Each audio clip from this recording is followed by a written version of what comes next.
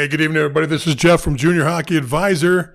Sunday night, we're ready to talk some hockey, junior hockey in particular, and it's an overwhelming time of year. It's an exciting time of year. It's a fun time of year, but there's so much going on. I'm going to try to do as good of a job as I can tonight to try to get you through some things and have time to ask you, for you to ask some questions too. Do me a favor, jump on the comments, tell me where you're at. Tell me where you're watching. Tell me who you are. If you want to put something else down, a question right away, that's fine. We'll get to those as we get rolling here. Once again, I'm Jeff Colson. I've been doing this for a few years now. Right before the pandemic started, we started this. I'm a master certified coach. I've coached at the NCAA levels. I've been doing this for about 35 years, I guess, somewhere in there. Right now, I'm working as a player development director for one of the teams in the North American Hockey League. And I've been an owner, I've been a coach, I've been a general manager for a very, very long time. So with that said, too, I've also had two players of my own and my nephew go through the USHL Division I process, the junior process. So I've kind of got the parent side, I've kind of got the coaching side, and I try to merge that all together for you so we can get an understanding of the process, get an understanding of the junior leagues, get an understanding of how things work so that you've got a little bit of a better grasp on the whole process. So once again, jump on, tell me who you are, where you're at, and what kind of questions you have. It's good to see Jeff on from Des Moines. It's good to see Rob on from Chicago. We've got a pretty good audience already going. We do go off on several different platforms. So if you jump on and put your comments on, I sure would appreciate it. So we're going to talk about the USHL Draft tonight. That's one of our big discussions.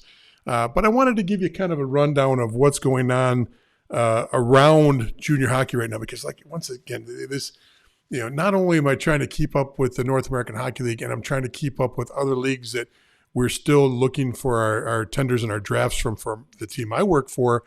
But, there's just some good hockey going on. And it doesn't necessarily always mean it's the hockey at the highest levels. I got intrigued by watching a league that doesn't usually produce much, and it's not a very, let's just say it's not a refined league for Division I, Division III talent. It's the SIJHL. But man, oh man, I was watching one of their semifinal games over the weekend and just was having a blast watching it because it was in a great location. They had a great crowd there. Players were intense, and it was a lot of fun to watch. I turned around and watched the Greater Ontario Junior Hockey League, which is a step below what we consider the league up there, which is the CJHL. That's the Junior A version. And if you want a comparison between the CJHL, which is 9 leagues, that's the umbrella for 9 leagues, you really can't compare it to one league at one level in the United States, because the CJHL has some pretty significant, powerful leagues like the AJHL, and then the SIJHL and maybe the Maritime kind of fall back on the bottom side. But that's not the problem. It's great hockey. It's intense right now, and it's a lot of fun. I was watching the Greater Ontario Junior Hockey League, the B League, and they're playing in the Galt, which is if anybody knows the areage up there, that's the Cambridge area, and it's a super old rink, one of the oldest rinks in North America. It's still got a picture of the Queen on the wall, a big mural of the Queen. I think the other wall's got Gordie Howe and maybe Sean Burr. But it's just phenomenal.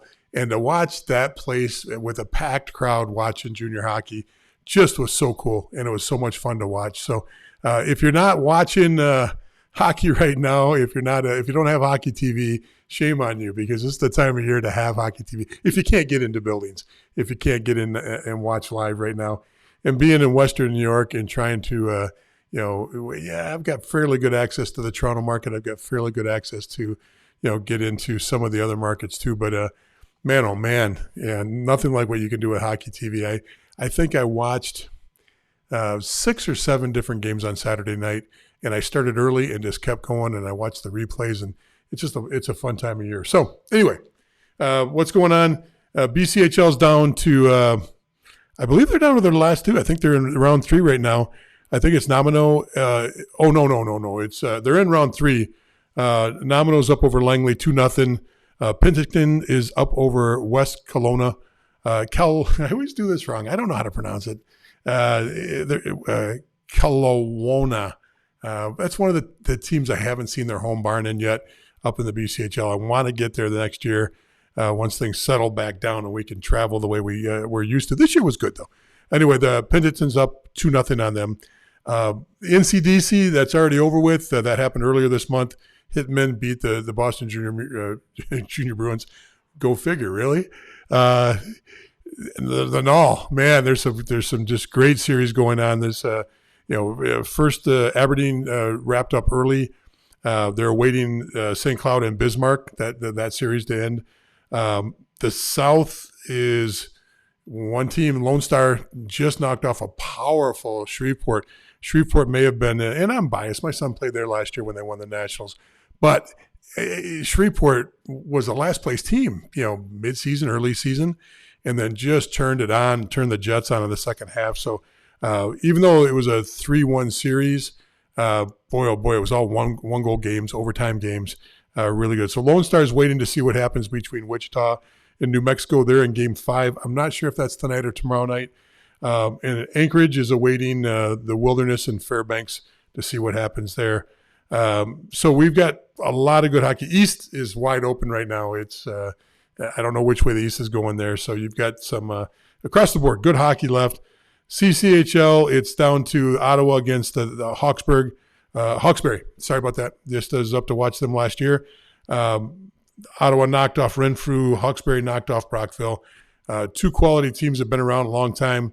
And to see Brockville go down, I wasn't expecting that.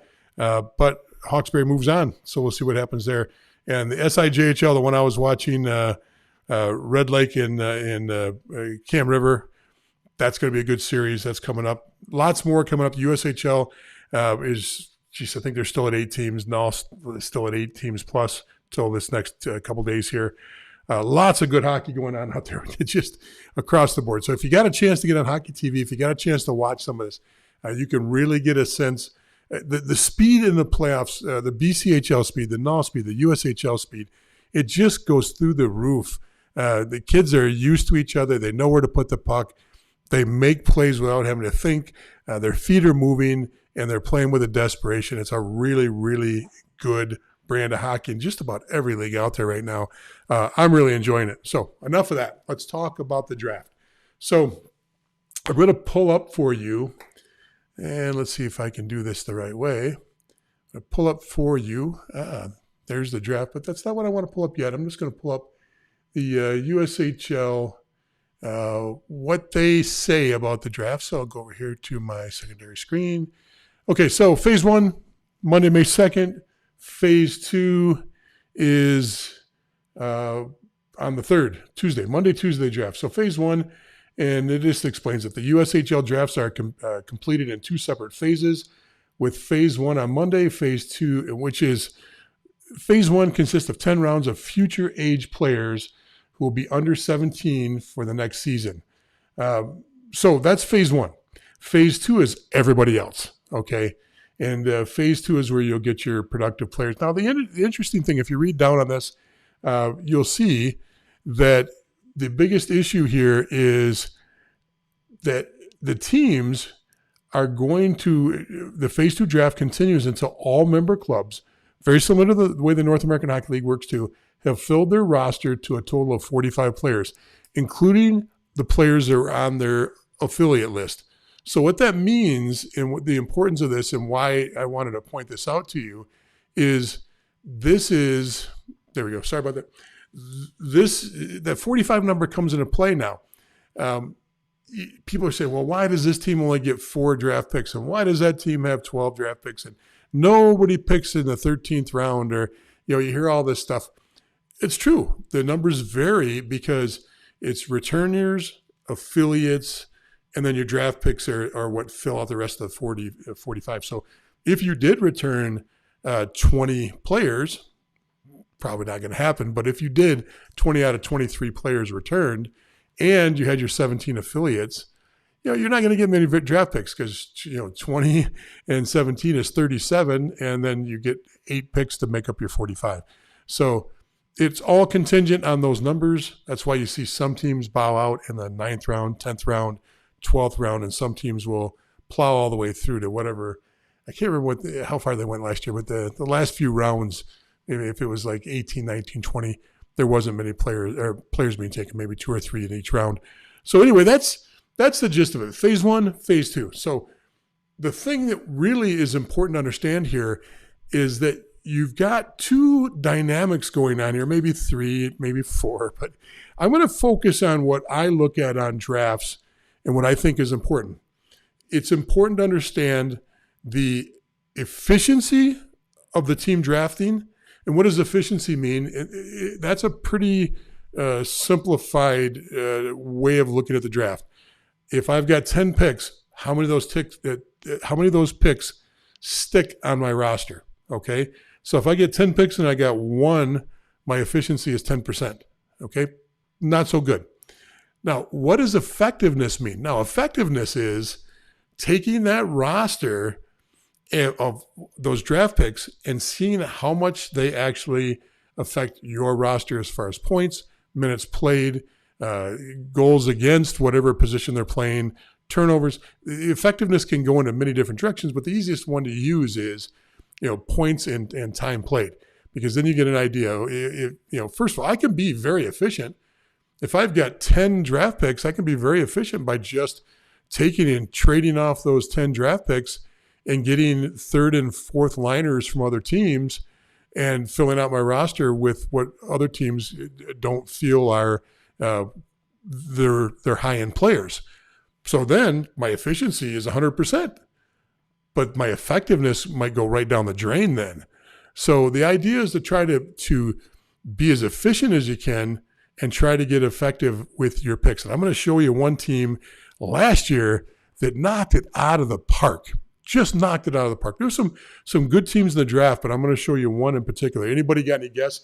Throw it on the comments. Tell me who you think, if you've been watching the USHL or the USHL, tell me who you think knocked it out of the park, and let's chat about it. Danielle, good to see you from Colorado. Just had an incredible experience. I should tell you about this. I'm back in. My wife and I went out to New Mexico. We went out there to fly. We're pilots. My wife's trying to wrap up her private pilot certificate, and I'm working on my instrument. So we're flying out of up in the corner where Utah, Colorado, Arizona, and New Mexico all meet. So we're in a little town up there. Unbelievable time, unbelievable scenery. I only saw it from the ground because I have to wear these things in the aircraft that cover my eyes, and I can only see the gauges. So I can't look out of the aircraft. So my wife would come home every night and she'd go, because we're flying with 2 different certified flight instructors. She's out and she's like, "Oh, did you see this, that canyon over there? And did you see this mountain?" I'm like, nope, didn't see a thing. However, we had to cut it short because Arizona got some fires that were coming through, and it just put all this black soot and kind of like smog in the air, and it all sank down in that valley where Farmington, New Mexico is at, and it just kind of socked everything in. It was like having fog. So we ended up leaving early. In fact, there was a lot of the state of New Mexico went under a state of emergency for a while, and we drove back up through Colorado. That's my point. And we took the $1 Million Highway up, and we zigzagged through the back mountains and just had a blast, ran into a snowstorm, and made our way up to South Dakota in the Badlands, then over to see my son at the University of Wisconsin. So, but it turned into an adventure. I thought I'd mention it. Wasn't on last week. In fact, when I told you guys I wasn't going to be on, I actually was standing in the Badlands. And like I said, my toupee almost blew off. The wind was so bad. So anyway, Daniel, Colorado, random thought. So, all right, Paul, good to see you in Mass. Hey, whoever's Facebook user, good to see you. Jeremy, South Dakota. I saw you make the comment the other day too. John in Mass checking in. Good to see. Love the cup. I work to pay for hockey. Love it. Okay, so I got a first comment here. Might as well jump into here. Let's see what this says, and then we'll get back to the draft. This says, NCDC is a very good league, but with any junior league, all leagues have teams to stay away from. It's a scout's dream, cheap and easy to scout, not driving far, and excellent talent. Of course, 3 or 4 teams I'd only trust. Okay, I get it. Yeah, I was one of the owners in that league for a long time. I think you can say that about just about any league, that there's teams to stay away from, and that doesn't.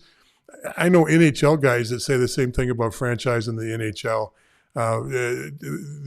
The buyer beware. I get that, but it's also beauty is in the eye of the beholder.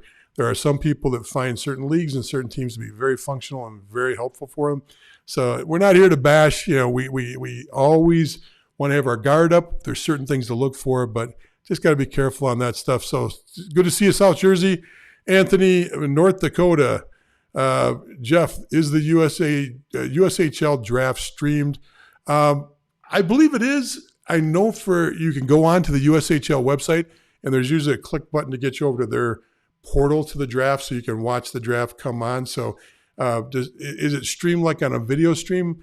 I think in years past I've seen that, but I usually just pull up the digital draft and watch it go down one by one. I'll have it on tomorrow. It should be interesting to see because there's so many other things going on in the hockey world with the portal and with players returning, and we're still not out of this pandemic mix. So be interesting to see how this plays out, especially with Europe. We saw another surge of Europeans come in, and we'll talk about that in a second. Tim says hi from Arizona. Rose is coming in from Barrie. Anthony's on with the good explanation. Wondered about the variance in numbers, so I'm glad you got an idea on how that works. Rob's on.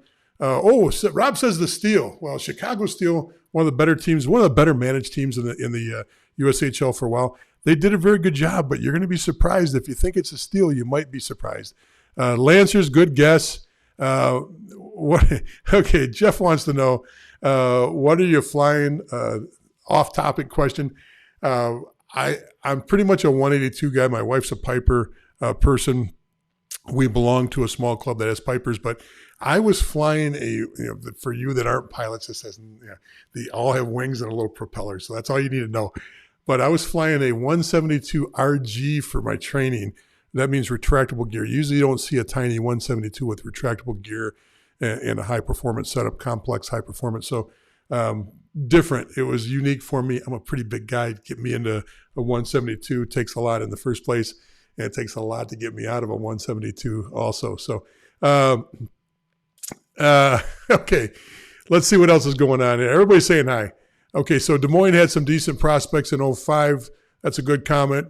Perry's on from Long Island. Okay, I have enough. You guys, you had a chance to guess. I've not seen anybody with a guess. I haven't seen a guess yet so I'm going to show you.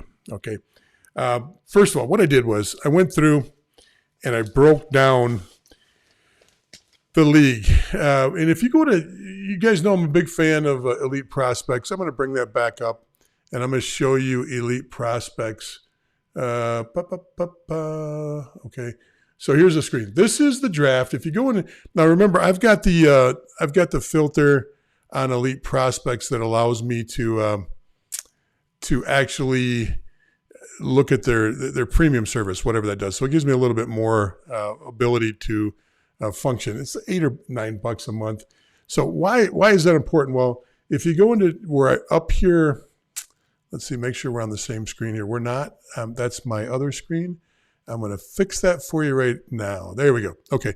So this is Elite Prospects. And if you notice where I'm at right here on the draft, where it says drafts, what's important about that is if you click on drafts, you can pull up, and I'll do it over here. If I click on drafts, are you getting that? There we go. Okay. So we pick up drafts. I can go down and change the draft from the NHL draft, and I can come down here into the USHL entry draft. Now, if I click on 2021, that gives me last year's drafts, first round, second round, third round. And so what I did was I take that and I just cut and paste, and that turns out to it comes out very good. It actually turns out and looks almost identical. This is my copy of that page that I have on a spreadsheet now. Now, what's interesting about this is when I'm looking at this sheet, what I did was, Whoops, this is the one I'm looking at. Sorry. What I did was I put red nose for the kids that did not make the roster for whatever reason. And there's many, many reasons why kids don't make rosters. Some choose to stay in prep school. Some choose to stay in other leagues like the BCHL or Europe. Some are still in high school and decide they want to graduate in their own high school. There's many reasons. It isn't usually, in the first few rounds, it's usually not a talent issue that keeps a kid from a roster. So if you look at this, though, you see there's the first round, and you see the 15 picks, and there's only a couple. There's only a couple kids that did not make a roster. Second round, you see the picks, and you see there's a little bit of red popping up there. Third round comes around. Now we start getting into talent, and we start getting into, and once again, don't worry about the names because this is not about picking on a kid or saying who's who as far as who made rosters or not. Almost every single kid on this list of the first 9 rounds had a very successful year no matter what league they were playing in. So USHL, NUL, BCHL, prep, wherever they're at, Europe. So, but third round, you start seeing a little more red. Fourth round, you start seeing a little more red. It's about 50-50 on who makes a roster and who doesn't. Fifth round, same thing. You get about a 50-50. Sixth round, same thing. Seventh round, not many guys. Now look at the eighth round, though. Eighth round, boom. Not one person in the eighth round that was drafted in the eighth round made a roster. Now ninth had to come back with 3 guys. And I only went through the first 9 rounds because I really believe that the first 9 rounds are really where you see what's going on. So by doing this and by taking this roster, I broke it down by team and as a percentage. This is that efficient number I was talking about. And let me get myself back up on the screen here. And I think I do it by using that. Okay, there we go. So efficiency. This is, you saw all the different teams. You saw Chicago, you saw Dubuque, you saw Des Moines, all these draft picks. So what I did was I broke it down into who is the most efficient. Okay, and efficiency is as a percentage because every team has a different number of drafts. Some had 2 picks in the 6th round, some had 2 picks in the because they trade draft picks. What I found it to be very amazing, just incredible, was there was one team. Let me just find my sheet here because now, here we go. I broke it into thirds. Top third, 15 teams. Top third, 5, top 5, middle 5, bottom 5. So you probably know it. If you don't, I'll bring it up for you, what the league looked like as far as players. Now let me get this up for you. We're going to look at the league and look at the standings real quick. And I'll get over the right screen. Always good to be on the right screen. Okay, so here's the USHL. And we're going to pull up the standings. And we'll go over here to stats and standings. Just to give you an idea, and just have this in your head a little bit. Not the playoffs. We want the regular season. Okay, so here's our regular season and this is right off the USHL website. So you can see Steele had a great year. Dubuque had a good year. Muskegon had a good year. Youngstown, new management, had a good year. Tri-City, Sioux, Lincoln, Omaha. You can see how everything breaks down. So now, somebody had guessed at the Chicago Steel. Let me start at the bottom and kind of give you an idea. The worst effectiveness in the league, meaning, efficiency. The team that had the least amount of players make it off of their roster, or make the draft picks that actually. Sorry, I'm trying to read and talk at the same time. I guess I'm not very good at that. So I'm going to start at the bottom. Lincoln, 14% efficiency. Of all the draft picks, 14%. Not so good. Waterloo, 25%. And then Tri-City, Des Moines, and Madison make up the bottom 5, and they're all in the mid-30s. You get into that middle 5 teams, you've got all in about a 40-45% efficiency, meaning not quite half of their picks make their roster. Now think about this. there's a ton of time. You're looking at the best players in all of the world for this league. Yeah, yes, there's kids that go to major junior. That's not what I'm speaking about here. I'm talking about players that are looking to play Division I and then possibly moving on from there, that are not in the National Development Program. Mostly Americans with some influence from Canada and then some influence from the rest of the world. 40 to 45% Omaha, Sioux Falls, Cedar Rapids, Green Bay, and Youngstown all fall in that middle five. So your top five started right at 50%. So to make it to be a top five in the USHL for efficiency, meaning to have your draft picks make your roster, 50%. That got you in the top five. Then from there, that was three teams: Steele, Fargo, Muskegon, 50%. That's pretty darn good. In fact, in other leagues, like the North American Hockey League, if you get 50% efficiency on your draft picks making your rosters, that's darn good. That's really, really good. So the two teams that stood out, Sioux City, 60%. Unbelievable. But the number one team last year, the number one team for efficiency in their draft is Dubuque. 73% of their first 9 rounds made the roster. That's incredible. 73%. I mean, holy smokes. That's if you know Callie, the general manager there, he's European, I believe, Swedish. I know Callie, but I'm not sure if he's Swedish or Finnish, but I know he's from that area. Now, here's where that effectiveness comes in. Remember, now it's good to be efficient. And if you have 73% make the roster, okay, what good is it if they're all on the bottom? Any coach could just keep all of his draft picks and put them on the fourth line in and out of the roster and say, oh, that's good. But look at this. This is where we're really going to have some fun with this. Let me jump back over, and we're going to jump on to the okay, this is Elite Prospects once again. And what I did here was I broke this down into the USHL, and then I went down into here and I put USA sorted by the entry draft of 2021. So these are the players that were drafted last year in order, by order of statistics, meaning their points. So you see right off the bat, Tri-City, Muskegon, Sioux, okay, that's not a bad looking list, okay? But you see down here, all of a sudden Dubuque comes in with a Swedish player at 13. Now we're only gonna look at the top 25. And I want you, now these little things over here, that means that those players are already drafted. So you got a Dallas player unsigned and you got a Buffalo player unsigned. But as you get down here, 26, 27, 28, okay? Boom, boom, boom, Dubuque, Dubuque, Dubuque. You move up a little bit here, Dubuque, they got another guy. And then up here, Dubuque. 5 of the top 25 in rookie scoring, this is first-year players scoring, come from Dubuque. And now the next best was 3, and I believe that was Youngstown had 3, and then the rest of everybody had 1 or 2 out of the top 25. That's incredible.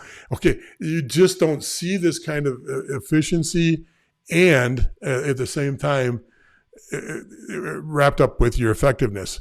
This just doesn't happen. So hats off to Dubuque, and it showed where their standings were from the year before. If anybody knows, the year before they had below a subpar season, boom, they come back, and this class just really did. This is in basketball, they call that the Fab Five, man. That's you just don't get those kind of top players culminated, and they've got 2 of those players were NHL draft picks too. So I hope that helps you kind of get an understanding of efficiency. How many draft picks you got? If you got 10 and you get 4 in, that's 40%.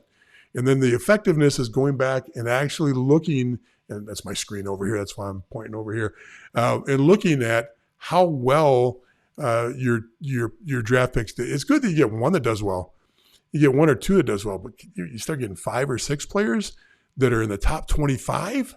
That's incredible. That's incredible. So once again, hats off to them. Anybody else think that's the direction they're going?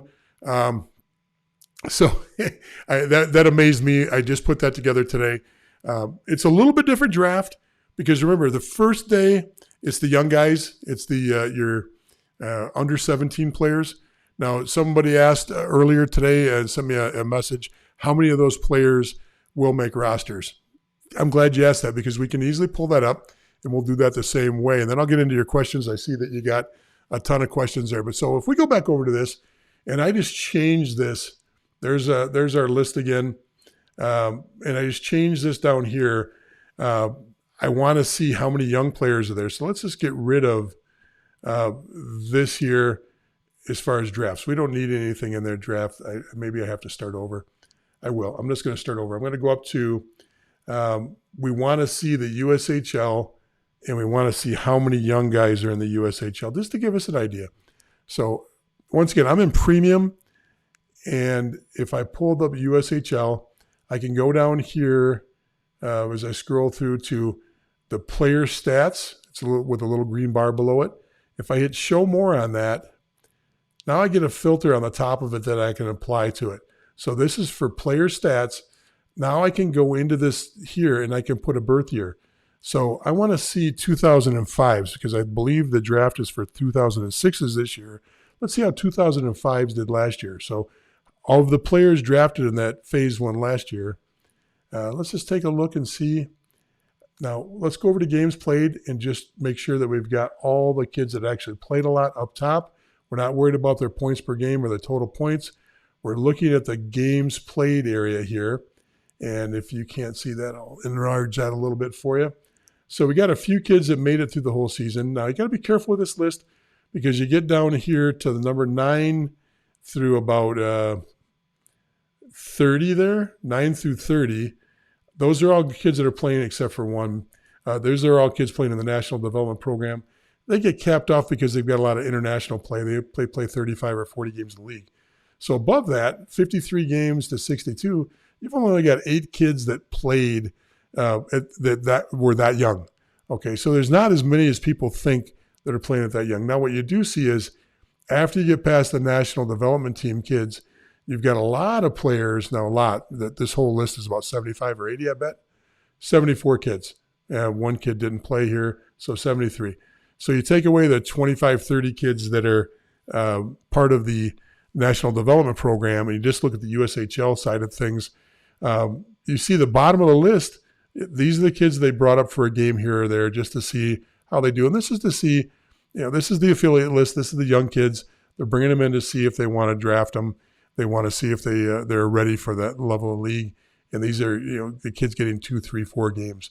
Now, some of these kids also may have been with the team for a part of the year and then went back to their youth team, but it gives you all the numbers.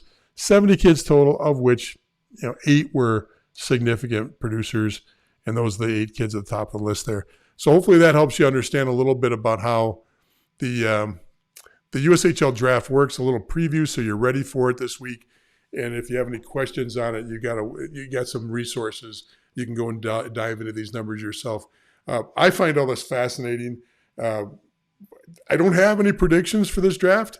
This pandemic thing has kind of turned everything upside down. So I don't really look at it and say, I predict this team. I'm still amazed at some of the teams that did so well in the draft last year because those numbers are phenomenal. You get the 50+%, and you should be very proud of yourself. Owners, you should be paying those general managers more money and bigger bonuses for getting those kind of efficiency numbers up. And then if you start adding efficiency and effectiveness, that's pretty cool. So anyway, let's see some of the questions you got. Here's the first one. If drafted by the USHL, how long does the team hold the rights to the player? Good question, Rob. So the way it works with USA Hockey is go back to that list I told you about, the 45 protected. So if you are drafted in and you become part of that 45-player roster, that'll get you into main camp. The team will trim down at main camp, and I can't remember what the USHL trims down to, but I'm going to give you a number just so you understand the concept. Let's say they go from 45 to 30 at the end of their main camp, and they take 30 players into the fall into late August, early September when the season starts. From there, they're going to trim down the roster over a few weeks down to 23 players. So if you make that 45, that's good. That's real good. You're protected there. That's in the middle of the summer. And then as you come out of main camp, it gets trimmed. If you get cut in main camp, you can go anywhere you want. You can go to another USHL team. You can go anywhere. You're no longer protected. So, and once again, if you're on that 35, 30 number coming out of main camp as they trim down from 45. See, at main camp, remember, they'll invite other people in too besides their protected players. They'll invite invited players or free agents, veterans from other teams that got cut. They'll all be in main camp. That's why the numbers, you can have 8 teams of 20 players each in main camp. Once that number gets trimmed out of main camp, you go into the fall with a smaller number, 30, 35, let's just say. And you can correct me on that if you want. I know I'm not accurate on that number, but I do know that number will get trimmed to 23 pretty quick. Once you get down to 23, if you're on that roster, you're protected. If not, at any point, you're a free agent. So if you don't make it out of main camp, you're good. You're good. You can go play for whoever you want. I don't want to see you're good. You'd probably rather be on the USHL team, but you get the point. So anyway, good. Let's see if we got any other questions. Here we go. Do kids go to USHL combines or tryouts before the draft to help get noticed to get drafted? Or is the USHL draft lots of kids from NOL and elite players that will get noticed without effort? So it's a good question. The USHL has evolved their combine process.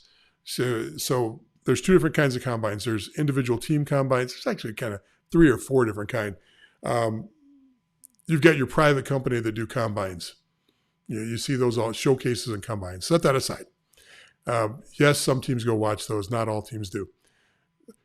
You have your individual teams that can do combines, and you'll see that with all different levels. You see that in all USHL. You see that in the BCHL. Individual teams do combines, pre-draft combines or preseason combines, whatever you want to call them. Yes, those are important. They do work.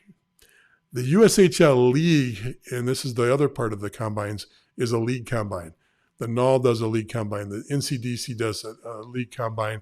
The USHL does a league combine. I'm sure there's other leagues too that do their own league combines that I'm missing, and I'm not trying to thwart anybody on that. However, 8 years ago when they first started doing these league combines, it was a dog and pony show. They weren't bringing in the best talent. They were pretty much hitting every district of USA Hockey, and it was a hit or miss. The Detroit market was really strong coming into Chicago for these showcases. The East Coast wasn't. In other words, they weren't getting the Boston kids. They weren't getting the Jersey, New York kids in any kind of full force. The elite kids. That's changed. They're doing a better job of starting to mix in some elite talent from all over the nation. They're getting better. It's getting better every year. I can tell you, though, that the league drafts are not as potent as the individual team drafts. Now, the other category, remember I said private, individual teams, league drafts. Then you'll see these pre-draft showcases where there's 3 or 4 teams. This is very popular with the NOL, where 2 to 4 teams get together and do their own kind of mini pre-draft camp with 3 or 4 teams. Those are powerful too, because then you get eyes on you from many different teams. So what are these made up of? USHL pre-drafts are not made up of all of elite kids and are not made up of all kids from the NOL. Although keep in mind, and I can show you this, the NOL makes up a huge number. I'll come back to that one. I'll write myself a note, so when I'm done explaining this, I'll jump on that for you. The NOL does provide the most players to the USHL across the board, and it's been that way for a while. People always think it's just prep kids. They think it's just Minnesota high school kids. They think it's just U16. Yes, all those have influence, but the NOL is really a huge provider of players, especially in the draft.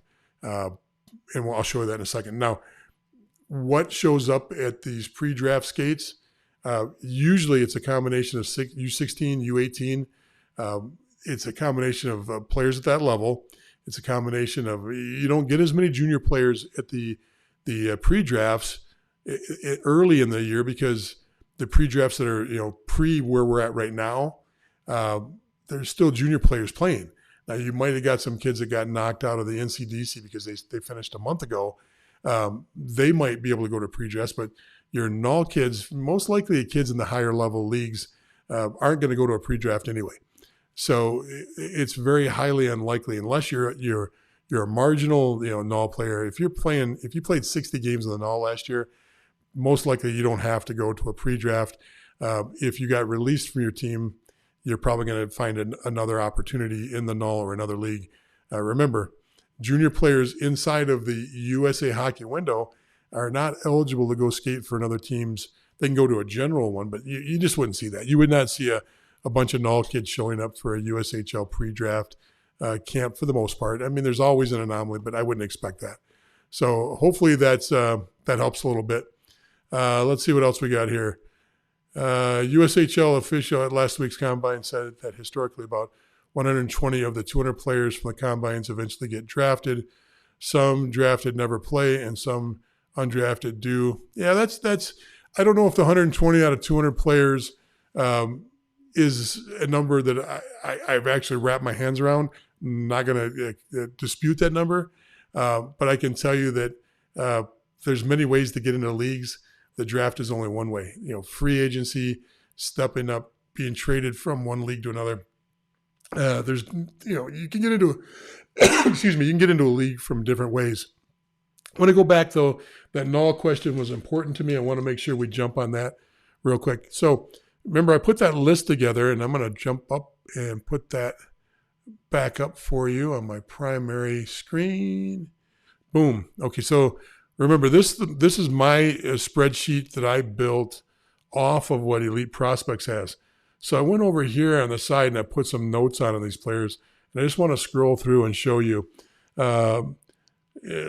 Played for Shreveport last year, null last season. This is the first round. Null last season. Back to the null, meaning that he was in the null the year before. So out of the 15, 1, 2, 3, 4, 5, 6 out of 15, just in the first round, came from the null. So and it's that way in every round of the USHL draft. Except for Dubuque, who takes all their players from Sweden. And it's a joke, but it's serious. They do. So you'll see younger players coming from different areas, veteran players in the phase two. You'll see a lot of players coming from the null. How many stick? Well, that gets into your efficiency, effectiveness part. The other part of this too is, remember, you've got players being pulled in from the J20 Sweden League. You got guys coming in from the BCHL. You got guys coming in from the rest of the CJHL. AJHL is very popular right now. That's a powerful league inside of the CJHL. It's always been in the top four for commitments, NCAA Division I commitments, with the USHL leading the league, null, and the BCHL. Depending on how you want to rank them, they're either 2 or 3. AJHL has always been number 4. So you'll always get those mix of those other 3 leagues players. Now, be careful when you look at these results, and it's important to understand the USHL draft, like the null draft, because you got drafted in the 5th or 6th or 7th round, doesn't necessarily always have to do with the talent. In other words, of course, your first rounds are guys that they expect to play. Second round's probably the same way. But then you start getting into some of the lower rounds, and you start seeing some big names, and you'll see kids being drafted that are already playing Division I. Why would a team draft somebody that's already playing Division I? Well, it's because they're young. Maybe they were a little disgruntled on their ice time, and they might have a year of eligibility left.